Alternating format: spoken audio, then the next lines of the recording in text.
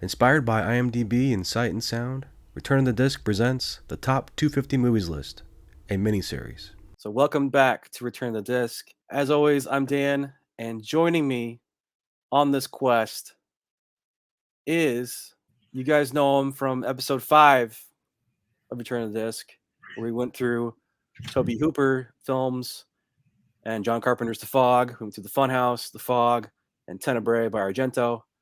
Please welcome back Tom. Hello. We decided to go crazy. We had done a 250 list in 2016, I believe, on the Nerd Files podcast. And you kept messaging me like, when are we going to do another one? When are we going to do another one? I became really obsessed with making my list. Yeah, this was a painful experience for me. Hopefully it's better to present them, but it was tough to really narrow it down because I'm constantly looking at my collection. So I'll just go ahead and tell you my criteria I had. I had to have it in my collection, my physical media collection, or it didn't count. And so that was my big thing. And I'm not grouping any movies. I'm just, if it's Star Wars, it's from 77, Empire Strikes Back is, the sequel. Not doing the numbers of episodes. So, Tom, what was your criteria going into this new list?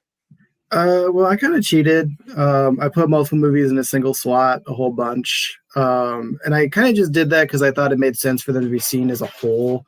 So, usually it's because, there's a continuing story, or for some reason I thought that they were kind of connected. I also included some stuff that I'm like, you could kind of say it's not technically a movie. I have 2 documentaries. One's theatrical release, so I think for sure would count. But the other one was released only on streaming and only had a section of it screened in theaters. So that doesn't totally count. But I have it on here anyway because I love it. I have 1 short film and a miniseries cut of a movie. So I'm those aren't totally films. Wow. But I wanted to include them anyway. And I just wanted to say this quick little caveat. So my list has some movies on it who were made by or starred bad people. For example, there are several films directed by Roman Polanski, child rapist. The Harry Potter movies are on here. There's several films starring Johnny Depp and Kevin Spacey, a couple of directed by Mel Gibson. There's a bunch of movies produced by Harvey Weinstein. And, there's probably some that I don't remember or don't know about, people doing bad things on it. Clark Gable, maybe? I don't know. Who knows? Oh, yeah. Well, I actually don't have any Clark Gable. But, The Wizard of Oz is made by a Nazi sympathizer. So, it's all relative. I guess, if you tried to get rid of all of it, there would be nothing left. Which is unfortunate. It is. But it's just, the fact is there's just so many people who work on a film, I agree with that. It's kind of separating the art from the artist. And, filmmaking is a group effort. And these lists, I like all the movies that I have on the list, or they wouldn't be on my list. And I haven't seen every movie in the world. Making this list was like, okay, I need to see more movies. Because there's some movies early on here, like today's episode, where we're talking about our bottom 25. People are going to be like, "What in the world? Why do you have this on your list?" But it's on there. But but it's our list, so that's the beauty of it. If you guys out there want to make a list, feel free to post them in the comments. And there's no right or wrong with this. So. Who wants to start? I figured we'll each present 5 films, go back and forth between, presenting 5 films each until we hit 50 total, which could be different films. I would be shocked if we match any films today. Yeah, I kind of doubt it. It didn't happen last time. We did get within 2 or 3, I think, a couple times, but. So we could be talking about 500 different movies potentially throughout this whole. Potentially, I think there's going to be some of them that are the same. I do too. But yeah, but I think it'll be less than last time. Last time we had, I mean, it was 2016, but we had been living together earlier in the year, and so we were coming off a year living with each other. So I think we had a lot of the same movies. I also had like, I guess I didn't really write this down, but like I also had two things that I really wanted to do was like I wanted to make sure that I included movies that I loved that other people might not care for as much. Because like I love like campy midnight movies and stuff, and like most people would not rank those very highly, but I love them. So I'm gonna like talk about all those sorts of movies. And then the other thing was I didn't want to include movies just because everyone loves them. Like if I was going to include it, I wanted to make sure that like I'm including this because I care about it this much, not because other people are loving it. I'll give you an example of what's not on my list. Shawshank Redemption is not on my list, guys. So that's one that everybody loves. It's okay. I've seen it now. But you hadn't seen it? I think it's over. I hadn't seen it like 6 years ago or 7 years ago. But I saw it a couple of years ago, and okay. So I mean, that's one already. So I mean, I can already hear the internet screaming in the distance, but that's okay. That's the beauty of it is it's our list, it's our picks. Oh yeah. And I consider these are my favorite films. If I had to make an objective argument for what are the best movies of all time, the list might be a little different. But like everyone's taste is different, and that's kind of the beauty of it. And yeah, I think we had a lot of fun last time, because our tastes are different. But I think this time like is going to be even more pronounced. It's gonna be wilder. I think both of our tastes, and we've just grown too as people. Yeah, and we've seen a lot more movies. At least I know I have. I'm sure you have too.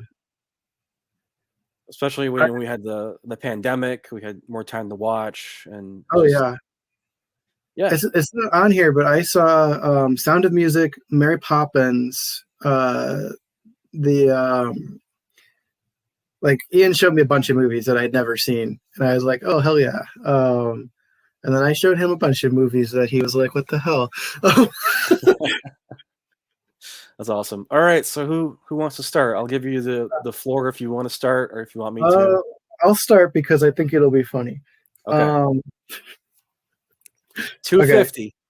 So my number 250. Should I read them all out, or just like read the description too with each one? Yeah, let's just go title and description. Okay. So my number 250 is The Shawshank Redemption and The Green Mile. And The Green Mile? Well, yeah, they're by the same director. Okay, well, why don't I just read it? Frank Darabont adapts two Stephen King period pieces set in prisons. Shawshank focuses on the prisoners, while Green Mile focuses on the guards. Highly emotional film, sweeping epics. Morgan Freeman, Tim Robbins, and Tom Hanks are excellent. So yeah, I mean, they're the same director, they're the same author essentially, and I think they are kind of two sides of the same coin. Because like I had them separate for a long time, and then I was like, they're very similar films. I also don't expect The Green Mile to be on your list, but no, but yeah, I haven't seen that one. I've seen clips of it. I haven't seen the whole thing. Michael Clark Duncan is really good. I should have mentioned him on here, but I was really only mentioning the leads. But Michael Clark Duncan is incredible in The Green Mile. I mean, of course, I love Stephen King. He does fall under, like, he loves to use his magical Negro trope. This one, I guess, like, I was going to say that, like, this one, he doesn't really, like, so, like, usually it would be more apt to put it to Mr. Halloran of The Shining, but I'm like, but he does kind of give Tom Hanks development. Anyway, that's a whole other can of worms, but I love both of those movies. I think they're really good.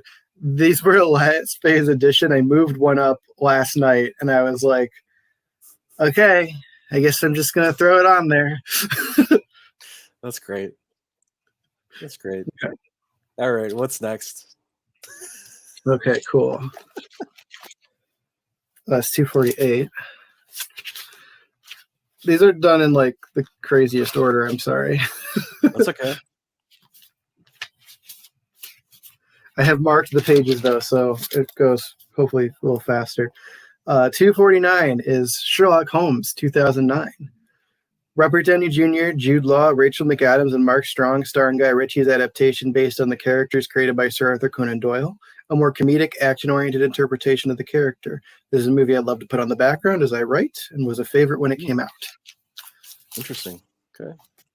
Cool.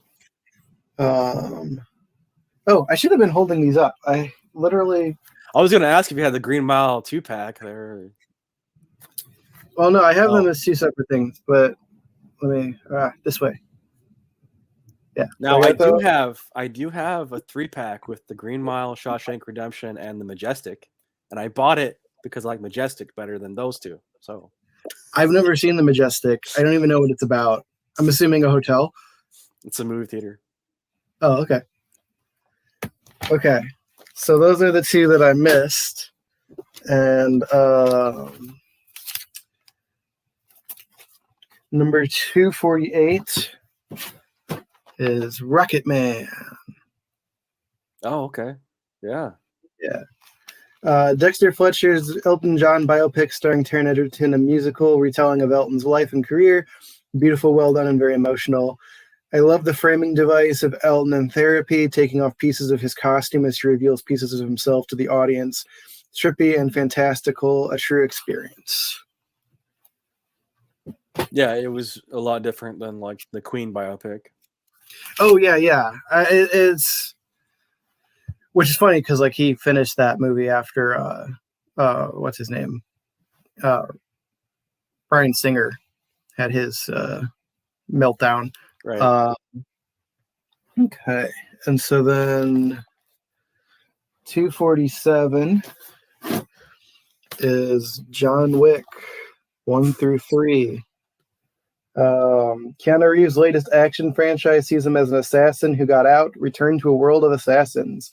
Chad Stahelski's stunt direction makes the movies responsible for some of the best action sequences in recent memory.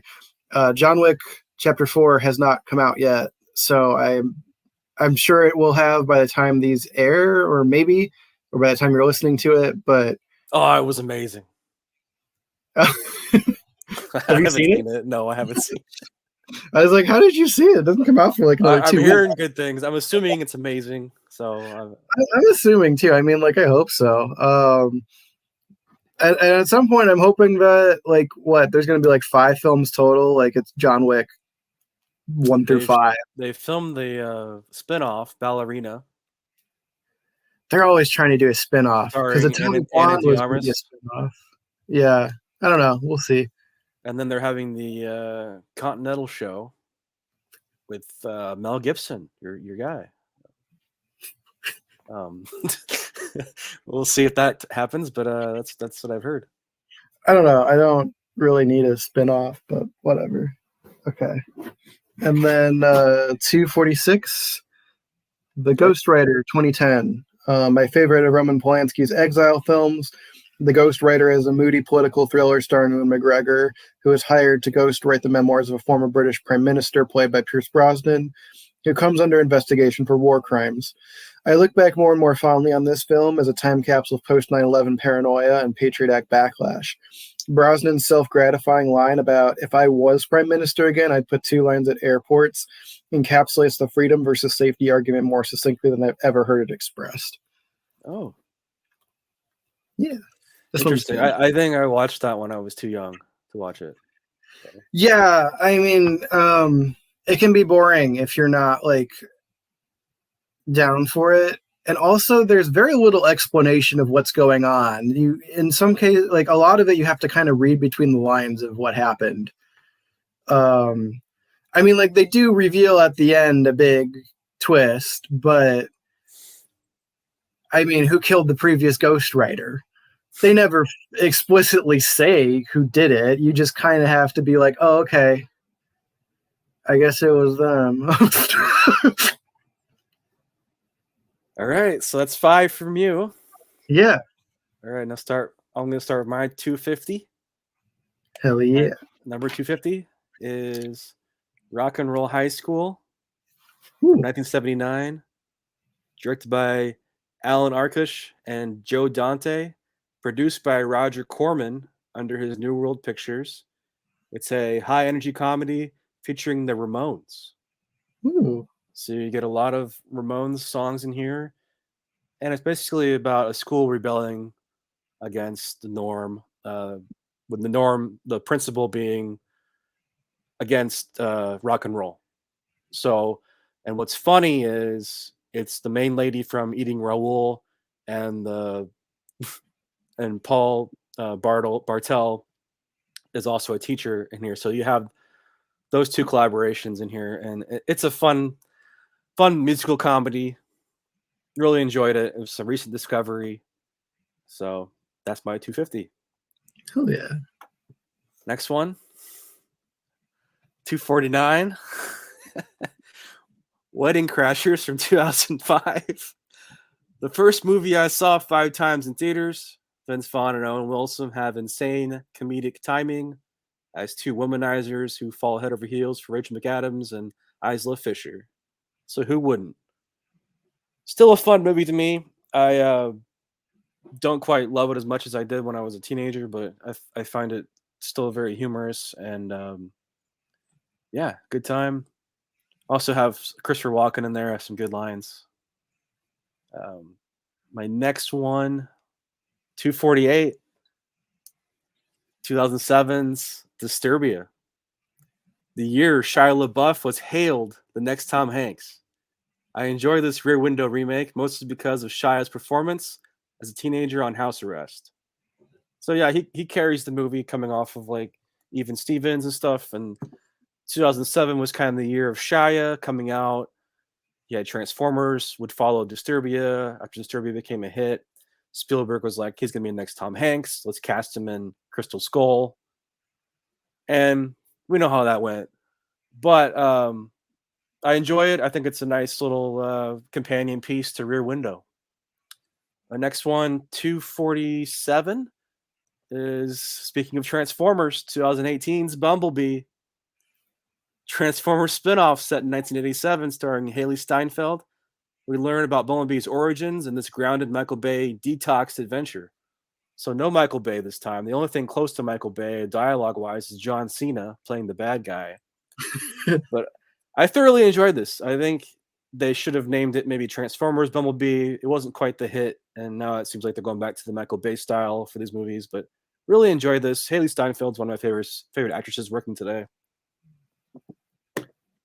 My next one, 246, another movie set in 87, 2009's Adventureland. Summer of 87 carnival comedy starring Jesse Eisenberg, Kirsten Stewart, charming, funny, and real. Excellent supporting cast led by Ryan Reynolds, and a soundtrack filled with 80s pop. So it's a nice little coming of age summer job. What are you going to do with your life type movie set in the 80s.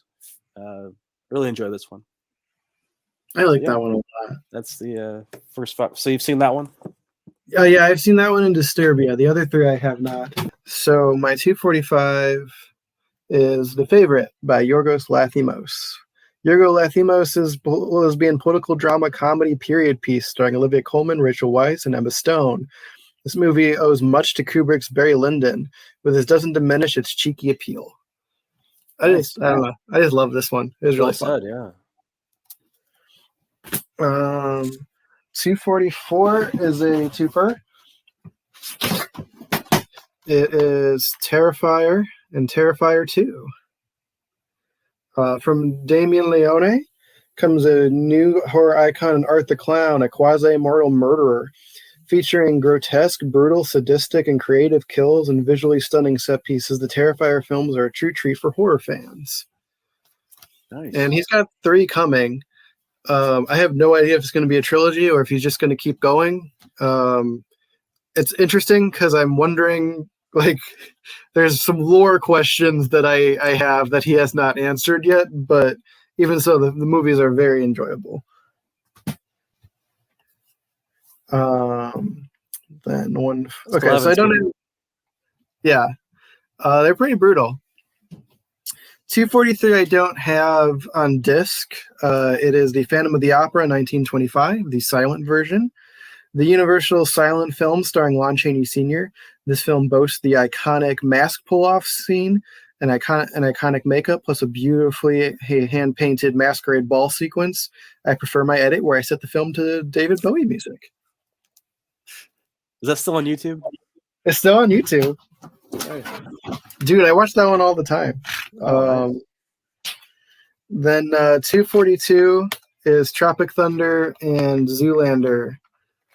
A pair of Ben Stiller comedies that parry Hollywood and fashion culture respectively. Fantastic supporting cast in each. Both films have held up surprisingly well. All right. So yeah, I enjoy these two. They're both another combination. Yeah. I told you I cheated. I know. I'm fully aware now. Okay. 241 is We Need to Talk About Kevin. Okay. Lynn Ramsey's school shooter drama starring Tilda Swinton and Ezra Miller. Wow, is this movie depressing but so real? It taps into the pain of a mother of a mass murderer and how she can't stop wondering if she could have stopped him if she had acted sooner.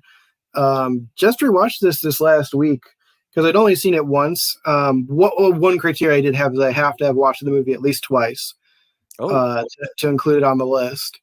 Because I think the second time through you do watch it a little bit different. This one I kept in the same spot after I rewatched it, but it wasn't as hard to get through the second time. But I was able to really look at the beautiful artistry of the film. But Wow. All right. Is that it? Yeah. Okay. That was 241. Gotcha. All right, my 245. St. Vincent. Bill Murray carries this film by the number. It's a by the numbers film carried by Bill Murray, who's a mentor in this coming of age dramedy, proving no matter how old or grumpy you can still find redemption. So I just love seeing Bill Murray back and hanging out with children and inspiring them, and I could actually tolerate Melissa McCarthy in this film. So it's my 245. 244 is an oldie, Mr. and Mrs. Smith, or Mr. Smith, just Mr. Smith. I want to see that crossover though. Mr. Smith goes to Washington. It was my first experience to a filibuster. We watched this in school. James Stewart is phenomenal as Jefferson Smith. I just wanted to have a little James Stewart on my list, and this is one of the ones that I owned. So, yeah, if you want to learn more about filibustering, that's the one. 243 is a controversial title, Tron Legacy from 2010. Better than the original Tron in every way. The score by Daft Punk is perfect. Jeff Bridges returns as Kevin Flynn. We see the destruction of what an AI program could do. Really enjoy this film still to today. I really love the soundtrack. It's just the visually stunning and something that I want an easy watch to kind of, I don't know, I guess go psychedelic. That's the one. All right, 242, The Irishman from 2019. If you can get past the de-aging, it's the perfect ending to the Martin Scorsese gangster verse. Joe Pesci returns and steals every scene he's in. De Niro and Pacino go head-to-head in this examination of the aging gangster, also set behind the Hoffa story. Yeah, I really enjoyed this film, and seeing it on the big screen with you was great. And it grew on me as I watched it over a couple times, and now I think it's it's up there with the rest of Scorsese's gangster verse. All right, 241, Boys in the Hood from 1991. The feature debut by John Singleton. It's a coming-of-age crime drama with an all-star cast, including Cuba Gooding Jr., Angela Bassett, Ice Cube, Lawrence Fishburne, and Morris Chestnut. Gives us an honest portrayal of life in urban 1980s. So it's a heartbreaking story. Well worth your time if you guys haven't seen Boys in the Hood. I still need to see that one. Yeah, I definitely recommend that one. Hell yeah. All right, we're on the right path here. Yeah. Okay. So 240. 240. Okay. This one fell out of order. Okay. So far, these lists are diverse from each other. Oh yeah, yeah. I mean, so far I think there's one from your list that has made it onto mine higher. Same with yours. Okay, cool. For me. All right. So number 240 is The Da Vinci Code and Angels and Demons. Ron Howard's adaptation of Dan Brown's controversial novel starring Tom Hanks. Looking back, the controversy is sort of funny because these movies are essentially slightly more grounded versions of Indiana Jones set in the modern, but they're also more dramatic and truly take an interesting look at history, albeit fictionalized in some cases, and philosophy. These movies were part of my own personal rebellion at my Catholic grade school, so they have sentimental value for me. That's great. 239. 239 is The Collector, 2009. A desperate man is in the act of robbing an isolated mansion, believing the owners are away on vacation, only to discover that they have been taken hostage by a serial killer who has booby-trapped the house. A vicious and visceral, often overlooked horror thriller. 238. Fargo by the Coen brothers. The Coen brothers' fake true story. Frances McDormand, William H. Macy, and Steve Buscemi are awesome. Oh yeah. Yeah. I didn't say too much about that one because I figured you were going to talk about it, and also most people I think know Fargo. It is not on my list. Oh really? Okay, yeah, cool. So feel free that's fine. if you have anything to add. You don't have to, but I don't really have much. I mean, it's just a twisty crime drama. I like it. I love her pregnant belly as she's going about her police duties. 237. Batman Mask of the Phantasm, which is in my Batman the Animated Series collection. There we go. There it Batman is. Mask of the Phantasm. A spin-off of Batman the Animated Series, we flash back to year one and get a truly emotional love story and one of the best original villains who holds her own with the Joker. Oh, yeah. So I just enjoy that one. 236, I also don't have a copy of. It is the short A Trip to the Moon, 1902. George Méliès's sci-fi flight of fancy, a glorious short. I prefer my version, which is painted with color and is set to Elton John's Rocket Man. That's awesome. So yeah, that's also on YouTube, right? Yes, and so far has not been taken down even once. So that's great. I love to watch that one. I like try and watch the original now, and I'm like, no, it's in black and white, and there's no Elton John. I have to say, this is going really good. I'm enjoying this. Yeah. Oh no, yeah, this is fun. As I have none of those on my list, so it's great. Hell yeah. My turn, right? Yeah. All right, 240. Dances with Wolves from 1990. Kevin Costner's epic.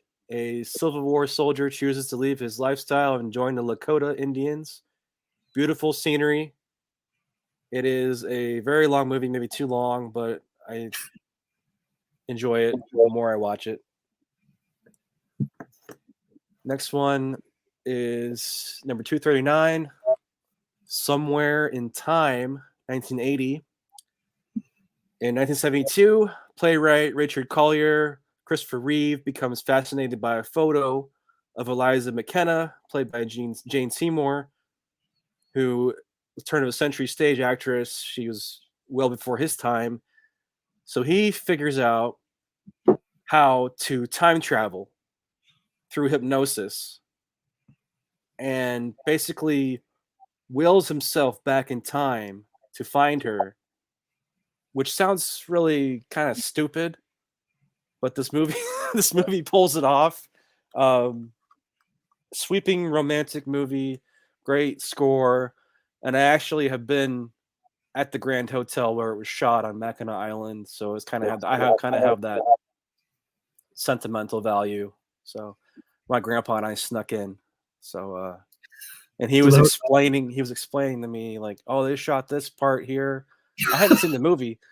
I was like 8 years old, and he was telling me like, this is where they shot this. Let's go up this garden staircase. Like we were not even supposed to be there, like down there, and it's like we snuck in, we signed the guest book, and we left. So that's awesome. Somewhere in Time has always been that nostalgia pick. All right.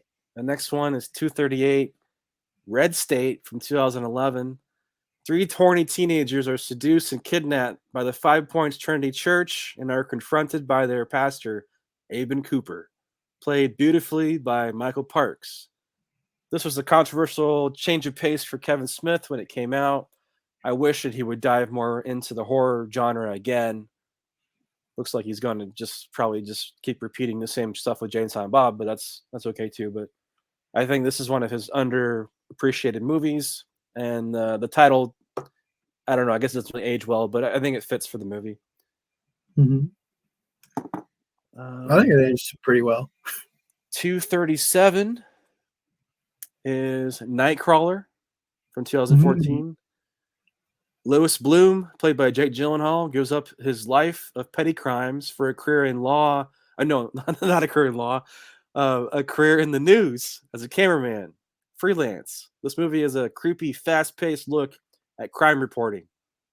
Who can get to the scene first? Jake Gyllenhaal gives a haunting performance as Louis Bloom. Renee Rousseau plays a TV network who takes Louis Bloom under her wing just for a ratings boost. And then things get crazy. Definitely recommend Nightcrawler if you guys haven't seen it. Oh, yeah. And 236 is another nostalgia pick. Mid-90s from 2018. Jonah Hill directs this movie about a group of skateboarders in 90s LA.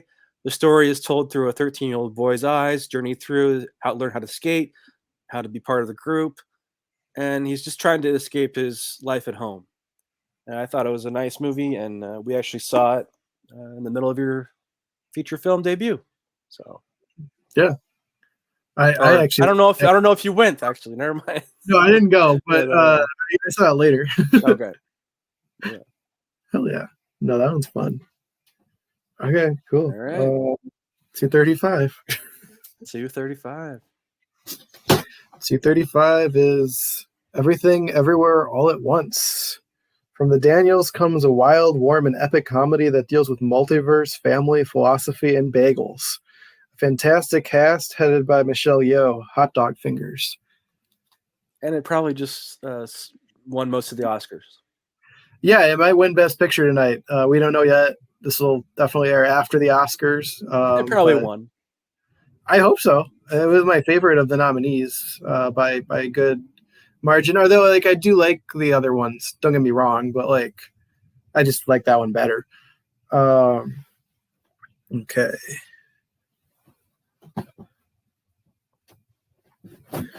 So this one is another multi one, but I only brought one of them because I wouldn't be able to hold them all.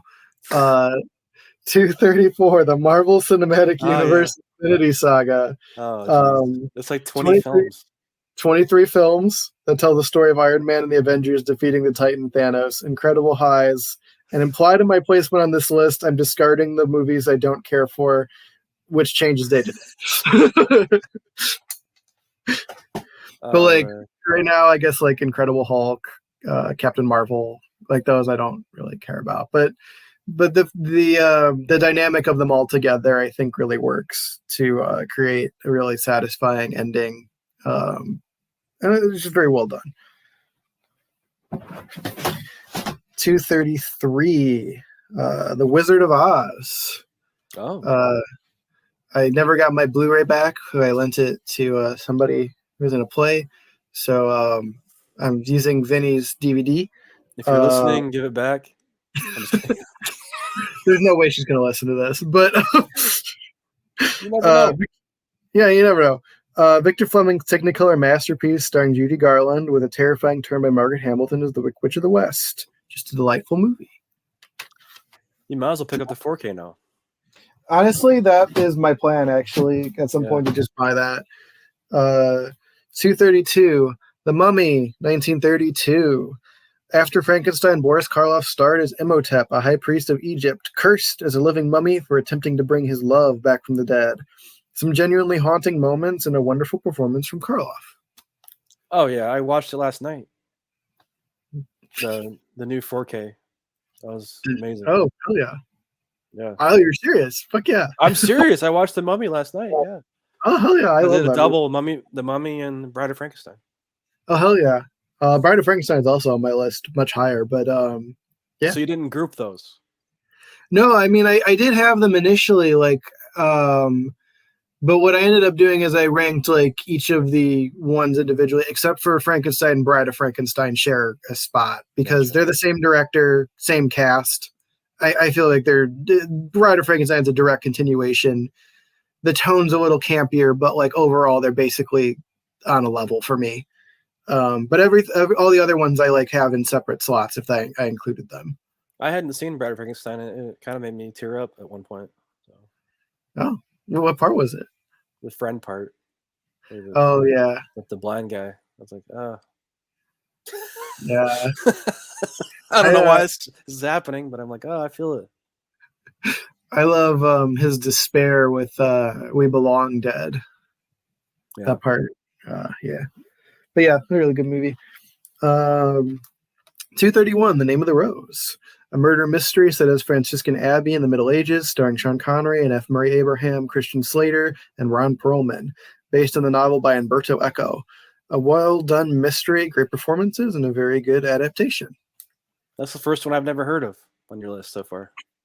Yeah, I like this one. I read the book in like 2014, and then like I was like, oh, they made a movie. Let me see it. Which this is really hard to get a hold of. But finally watched. Like when I was able to watch it, I was like, oh, this is actually pretty good. I like this. The director Jean-Jacques Arnaud. I never remember his name, but he did Enemy at the Gates, which I almost included on the list. I like that one too. Yeah. So yeah, that's awesome. 231. My 235 is The Matrix from 1999. Red pill or blue pill? This movie changed the way action scenes were filmed. This movie was way ahead of its time as far as technology. It is by far the best installment of this franchise. And 234 is National Lampoon's Animal House. College frat comedy from the 70s, a star vehicle for John Belushi. And I forgot to write the rest of the sentence, I guess. But it's it just says and. But yeah, there's a lot of great moments here led by Belushi and great music and just a fun, if you're looking for like something to go with maybe old school, it was like sort of the newer version of this, even though old school is now 20 years old. So, but oh god, Animal House is a frat movie. Started the National Lampoons type stuff, that was big in the 70s and 80s movies. Mm-hmm. Next one is 233, X2, X-Men United from 2023. The first X-Men movie I ever watched. I ended up going to see it in high school, and then it was sold out, so we decided to do like a double feature of Holes and X-Men X2. Anyways, the Nightcrawler opening scene still holds up to me. Love that scene. The movie builds upon everything from the first X-Men, and the mutants band together to take down William Stryker, played by the great Brian Cox. I still think it's one of the best X-Men movies. Yeah, I would agree Next with that. one is 232. It is from 2016, La La Land. Beautifully choreographed, directed with an ending that's always leaving me in tears. An honest portrayal about two people chasing their dreams. I haven't even opened this up yet, but this is the. I see it's still in the plastic. The latest steelbook. Yeah. Oh, nice. All right, and you can't have. This is my pairing. Can't have La La Land without Moonlight. So, Moonlight from 2016. Forever linked to La La Land. This is the Best Picture winner. It's told in 3 heartbreaking chapters of Chiron's life, beautifully crafted film by Barry Jenkins. This is from the library that I bought recently, so glad to have it on Blu-ray. That's so funny that you paired those two. Well, I was like, you know what? I just might as well. Yeah, that's really funny. Yeah, that's wow, we're getting close to the last stack here. Okay. So is it 230? 230? Okay, cool. My 230 is Apocalypto. Mel Gibson's epic of ancient Mexico. A group of villagers is rounded up to be sacrificed, but one of them escapes to rescue his wife and son. I wish Gibson had used the Aztecs instead of the Mayans, as that would have made it slightly more believable. But the visceral impact of the film is undeniable, and there isn't another movie like it. Yeah, that's true. That Blu-ray is hard to find too. It is. It's like out of stock. Out of print, yeah. Which I wish they would just put out the 4K, because that film is worth it, honestly. But 239, The Sting. George Roy Hill's second film to star Paul Newman and Robert Redford sees the pair in Prohibition Chicago, where they decide to run a con on a notorious gangster who had their friend killed. Subtle yet cheeky and playful, The Sting delivers a surprising twist ending.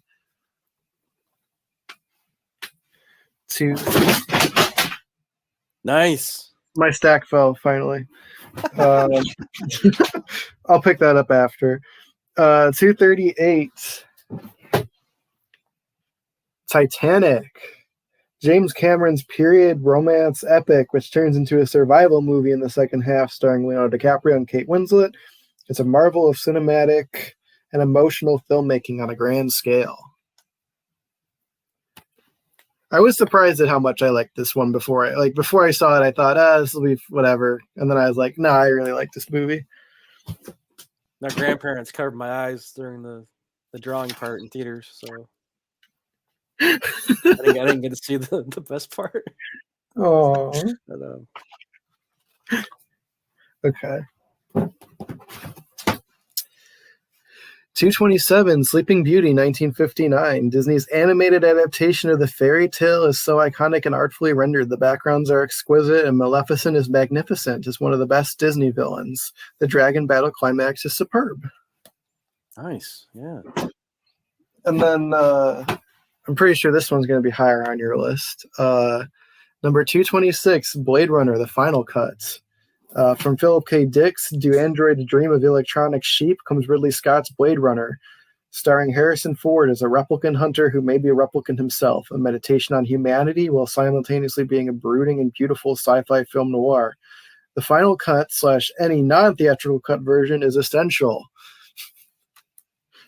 Yeah. Unless you want to hear Harrison Ford's sleepy stupid voiceover saying the N-word. Yeah.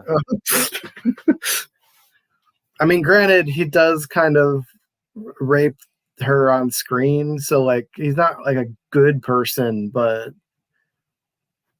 still, it's kind of like, wow, this is sort of out of nowhere. There's not even a black person in the scene. Yeah, it's and the fact that they recorded that voiceover after the fact. Yeah. Oh yeah, Harrison Ford sounds like he does not want to be here. Yeah. Like he's really annoyed that they brought him in for it. Yeah, I bet the studio was like, we don't understand it, so let's have a voiceover. Oh man! All right. Apparently, they were going to do a voiceover for 2001, and you're like, oh god, that would have been terrible. Yeah, that would have been. 230 for me. Yeah. So that was it for you, right? That was that's okay. That's 226 through 250. Wow, nice. Well done. I really like that selection. Yeah, I was really happy with it. My 230 is Booksmart from 2019, Olivia Wilde's directorial debut. 2 academic overachievers decide they want to let loose before high school is over forever. There's a stop motion scene that I particularly love, the female fantasy. and the female anatomy, and many, many other hilarious moments. A true Gen Z comedy for today's youth.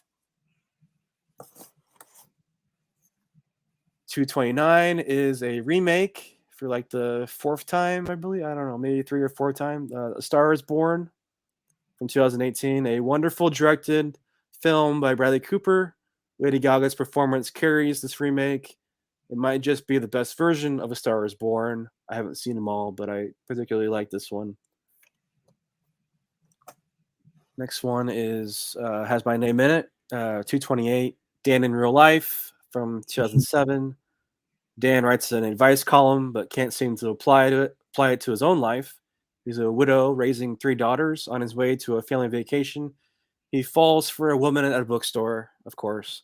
Turns out she's engaged to his brother, of course.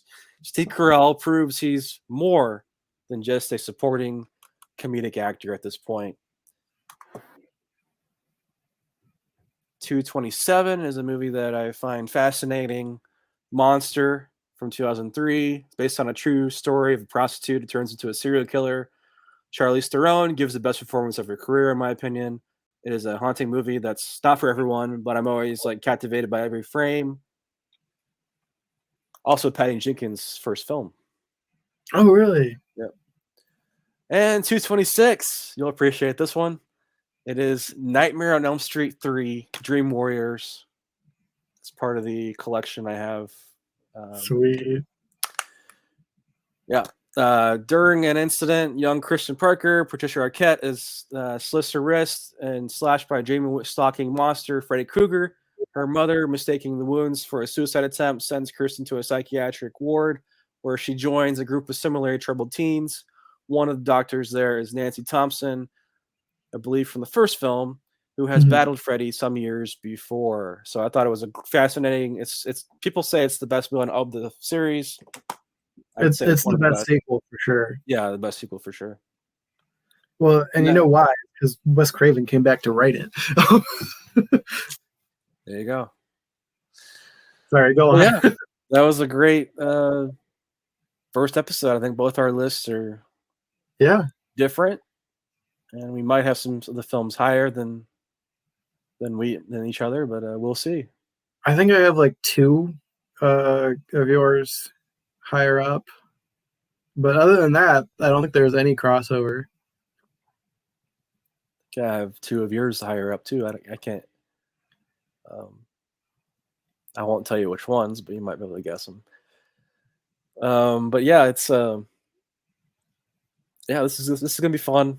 I'm excited to do this again, and it's less painful doing the presentation and doing the actual show than writing the list for me, anyway. Oh, for sure, same. I mean, like I actually like once the list was done, it was kind of fun writing out what I wanted to say about each one. Because I don't think like I mean, I only have like a few sentences for each one. Like none of them are very long. But I can ask you one question. Yeah. Do you have any other movies from the past year on here besides Everything Everywhere All at Once? I do actually. Okay. Me too. I was just curious because you had that one lower than I thought. Maybe you'd have that one maybe maybe the next episode or something. That's my only. I mean, yeah, like I like that one a lot. I think it might grow on me. Right now, I do like it a lot. I like it better than Swiss Army Man, which is not on here, but right. But like I have I think 3 other movies from this year. Oh yeah, you had Terrifier 2. Oh yeah. I forgot about that one already. So actually, there's 4 other ones. Yeah. Well, Terrifier 2. I have 2 from last year. Oh hell yeah. Yeah, Terrifier I think is gonna grow on me too, because like I truly think that Art the Clown is another horror icon, and that in 10, 20 years we're going to look at him the same way we do like Freddy Krueger. Well, definitely like up there for sure. Yeah, I think you could be right. seems like the movies have. I haven't seen them, but it seems like Terrifier 1 kind of built off of the Terrifier 1 is a spin-off, right, of another movie, Yeah, or it's at a least spin-off Art the of All Clown is. Hallows Eve, which I haven't seen. I do own it. I haven't watched it yet. But yeah, like it was a spin-off. So this is actually like he's appeared in 3 different movies. Plus, he made a short before All Hallows Eve. And now Which was, the success of Terrifier 2, I'm sure they're gonna get a bigger budget, maybe a wider release too. So yeah, I can see it building that way. yeah. Well, and like the difference between Terrifier 1 and 2 is insane. Like, I Okay. mean, like Terrifier 1 like looks like they had $10 and they shot it in a warehouse that somebody gave them for free. Not to say that that's like a problem, really. I mean, like I think they made a fantastic film considering what looks like a very low budget. But Terrifier 2 is like, oh, they got a proper camera and like they have enough budget for like pretty kind of insane set pieces considering like it's not that expensive of a movie. Like so yeah, I think you're right that they can get more money and like keep going. And it's one of the rare horror franchises where I think it's improved between 1 and 2. So like I think that's a good sign that like 3 will be like keep going with it. Whereas like A Nightmare on Elm Street, 1 and 3 are good and the rest of them are fine. Um, 7's good too. Yeah, that's the New Nightmare, right? Yeah. Yeah. But like 2 is fun because it's so gay. Yeah. The original Scream Queen. Yeah. And then 4, 5, and 6 kind of run together for me. I mean, like they're not bad. I don't think there's a bad Nightmare on Elm Street film, but you know, even the remake is the practical effects are amazing. Oh yeah, they're really good. I mean, like some of them are just like, oh, okay, that was a really creative kill. Like after like 3, you don't really like. I don't really care for the characters. I mean, like I don't care about them, but it's still kind of fun to watch those. All right. Well, that'll do it for episode 1 of this mini series of Top 250. So thanks everybody for joining us, and stay Yes. tuned for the next episode, which will air next week. Woo! Peace out. Peace out. Thanks for listening. For more Return of the Disc, visit returnofthedisc.com. Check out the audio version of today's show, available on all major podcast platforms. And be sure to subscribe to the YouTube channel.